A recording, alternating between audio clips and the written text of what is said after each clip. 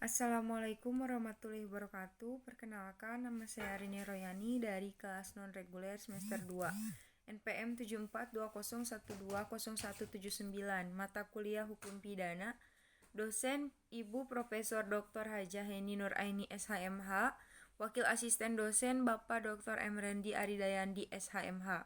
Tugas review pertemuan hukum pidana ke-12. Bab 7, alasan penghapus pidana. Alasan penghapus pidana atau strafrechtsleuting grounding yaitu alasan yang memungkinkan seseorang yang melakukan perbuatan yang memenuhi rumusan delik tetapi tidak dapat dipidana. Alasan seseorang tidak dapat dipidana karena perbuatan yang memenuhi TP tidak merupakan TP karena tidak bersifat melawan hukum. Perbuatan tersebut tidak dapat dikualifikasikan TP sebagai pelaku tidak dapat dimintai pertanggungjawaban karenanya tidak ada kesalahan. Atas dasar itulah doktrin atau ilmu hukum membedakan atas alasan pembenar dan alasan pemaaf. Alasan pembenar atau restradining ground faith justificative yaitu alasan yang meniadakan sifat melawan hukum dari perbuatan sehingga menjadi perbuatan yang dibenarkan. Alasan pembenar terbagi dalam 1. Alasan pembenar umum terdiri dari 1. Daya paksa atau overmatch atau keadaan darurat atau notwithstanding diatur dalam pasal 48 KUHP. Kedua yaitu mengenai bela paksa atau nodwir pasal 49 KUHP. 3. Melaksanakan perintah undang-undang atau wage for script pasal 50 KUHP. Keempat, perintah jabatan yang sah atau because given privilege people. Pasal 51 ayat 1 KUHP. 2. Alasan pembenar khusus terdiri dari 1. Dokter dan para saksi yang menghadiri perkelahian tanding pasal 186 ayat 1 KUHP. 2. Pencemaran demi kepentingan umum atau karena terpaksa untuk membela diri pasal 310 ayat 3 KUHP. Yang dihina dengan putusan hakim yang menjadi tetap dinyatakan bersalah atas hal yang dituduhkan pasal 314 KUHP. 3. Alasan pembenar di luar undang-undang. A. Hukum disiplin atau touchgrade dari orang tua atau guru. B. Kewenangan jabatan Biropsprek dari dokter, apoteker, penyelidik ilmiah atau vivisecpi. 3. Fungsi negatif dari sifat melawan hukum material on tracken atau negatif dan material whether they collide, misalnya Ares Hogret tentang dokter hewan, Jo putusan MA tentang Markus Effendi. B. Alasan pemaaf school withholding ground atau fetch the accused, yaitu alasan yang meniadakan kesalahan pelaku tindak pidana sehingga pelaku yang melakukan perbuatan yang bersifat melawan hukum tidak dipidana karena tidak ada kesalahan. Alasan pemaaf terdiri dari 1. Alasan pemaaf umum, ketidakmampuan bertanggung jawab. B.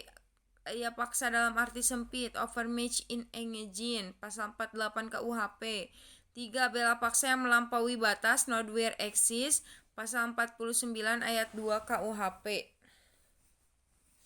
Perintah jabatan yang tidak sah atau on befuge gegevin ambelage people, pasal 51 ayat 2. Alasan pemaaf khusus yaitu 1. Mempersiapkan atau memperlancar perubahan ketatanegaraan dalam arti umum, pasal 110 ayat 4 KUHP. Penarikan kembali pembujukan untuk melakukan kejahatan, pasal 163 ayat 2 KUHP. 3. Tidak melaporkan kepada yang berwajib atau yang terancam apabila ada kejahatan yang tertentu, pasal 166 KUHP. Pencurian antar suami istri, pasal 367 ayat 1 KUHP. Insubordinasi tidak jadi, pasal 464 ayat 3 KUHP. Alasan pemaaf di luar undang-undang. Tidak ada kesalahan sama sekali atau taksi. Kedua, alasan peniadaan pidana putatif. Ketiga, daya paksa atau overmatch diatur dalam pasal 48 KUHP, tetapi tidak memberikan pengertian karena itu harus dicari dalam MVT yang menjelaskan bahwa daya paksa adalah setiap kekuatan, setiap paksaan, setiap tekanan yang tidak dapat ditahan. Dalam doktrin, daya paksa dibedakan dalam 1. Daya paksa absolut vis absoluta, yaitu daya paksa yang sama sekali tidak dapat ditahan, baik secara fisik maupun fisikis. Daya paksa relatif atau via compulsiva, yaitu daya paksa yang masih dapat ditahan dengan berbuat lain, tetapi yang bisa tidak melakukan perlawanan, sehingga tidak perlu dilawan. Daya paksa dibagi 3 bentuk, yaitu 1. Pertentangan antara dua kepentingan hukum. 2. Pertentangan antara kepentingan hukum dengan kewajiban hukum. Contoh, Optician Arrest atau 1932. 3. Pertentangan antara dua kewajiban hukum. Contoh, dipanggil untuk menghadap kedua tempat pengadilan yang berbeda dalam waktu yang bersamaan. Bela paksa atau nodwir, belajar paksa atau nodwir diatur dalam Pasal 49 ayat 1 KUHP yang disebut alasan penghapus atau peniadaan pidana. Syarat-syaratnya: 1. Perbuatan harus terpaksa dilakukan untuk membela yang sangat perlu karena tidak ada jalan lain. Perbuatan tersebut dilakukan karena ada serangan yang sekonyong-konyong, mendadak, dan seketika itu juga. 3. Pembelaan itu hanya dilakukan untuk kepentingan hukum yang ditentukan secara limitatif, yaitu diri sendiri atau orang lain, kehormatan kesusilaan sendiri atau orang lain, harta benda sendiri atau orang lain. Bela paksa yang melampaui batas atau nowhere exist diatur dalam pasal 49 ayat 2, yaitu melampaui batas pembelaan yang diperlukan, pembelaan yang dilakukan sebagai akibat yang langsung dari guncangan jiwa yang hebat. Keguncangan jiwa yang hebat itu diakibatkan oleh adanya serangan. Jadi antara guncangan jiwa yang hebat dengan serangan atau ancaman serangan harus ada hubungan yang kausal. Melampaui batas pembelaan yang diperlukan dapat terjadi karena alat yang digunakan dalam pembelaan atau cara pembelaan terlalu keras. Misalnya, yang menyerang memukul dengan sepotong kayu, tetapi yang diserang memukul kembali dengan sepotong besi. Yang diserang sebetulnya dapat melarikan diri atau mengelak dari ancaman serangan, tetapi dia lebih memilih pembelaan. Nodwir exist harus dilakukan dalam hal adanya guncangan jiwa yang hebat, perasaan takut, khawatir, bingung, marah yang sangat. Bela paksa dapat dijadikan alasan pemaaf dan bukan pembenar. D. Melaksanakan ketentuan undang-undang. Harus ada perbuatan melaksanakan undang-undang untuk kepentingan umum.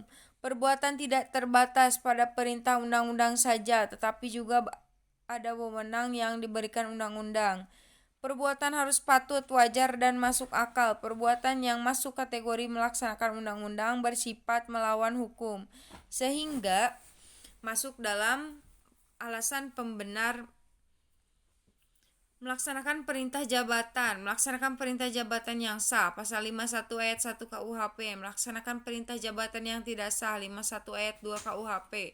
Seseorang yang melaksanakan perintah jabatan yang sah, perbuatannya dianggap tidak melawan hukum, sehingga perbuatannya tidak dapat dipidana.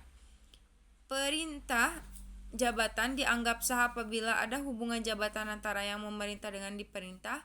Kewenangan yang memberi perintah harus sesuai dengan jabatan yang bersifat umum hukum publik. Perintah jabatan yang diberikan harus termasuk dalam lingkungan kewenangan jabatannya. Alasan menghapus di luar undang-undang diatur dalam jurisprudensi, yaitu 1. Fungsi negatif dari sifat melawan hukum. Material, aris dokter hewan.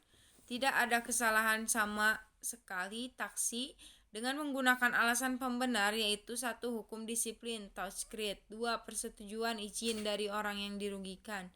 3. Dengan menggunakan alasan pemaaf. Sekian yang dapat saya sampaikan. Mohon maaf bila banyak kekurangan. Terima kasih atas perhatiannya. Wabillahi taufiq wal hidayah. Wassalamualaikum warahmatullahi wabarakatuh.